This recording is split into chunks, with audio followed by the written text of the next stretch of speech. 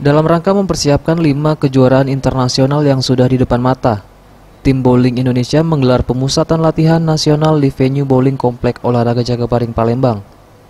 Hal ini disampaikan pelatih Kepala Bowling Indonesia Gatot Arya Nugroho. Tim bowling Platnas di Palembang saat ini sedang beradaptasi dengan venue agar lebih maksimal saat kejuaraan dunia pada November nanti, di mana Indonesia khususnya kota Palembang akan menjadi tuan rumah.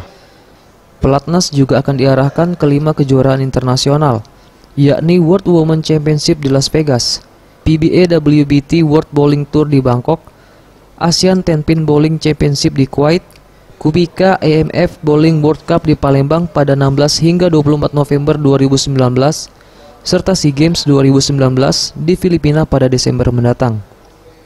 Dari kelima kejuaraan tersebut, pihaknya sementara memfokuskan pemain pada World Women yang akan digelar di Las Vegas 22 Agustus mendatang.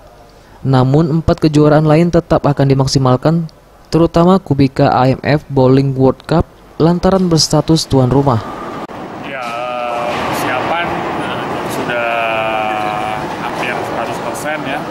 Jadi direncanakan untuk World Women yang di Las Vegas itu mereka berangkat tanggal 20.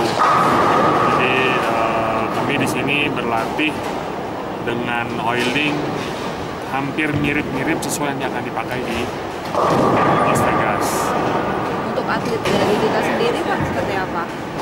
Atlet nanti 6 putri itu yang berangkat. Saya lihat sih dari persiapan mereka sih sudah matang. Pasti juga kami punya target karena World Women terakhir kami mendapatkan 2 perunggu. Ditambahkannya, rencananya Platnas Bowling akan tetap di Palembang hingga keberangkatan SEA Games Filipina November-Desember 2019. Tim Liputan, Sriwijaya TV.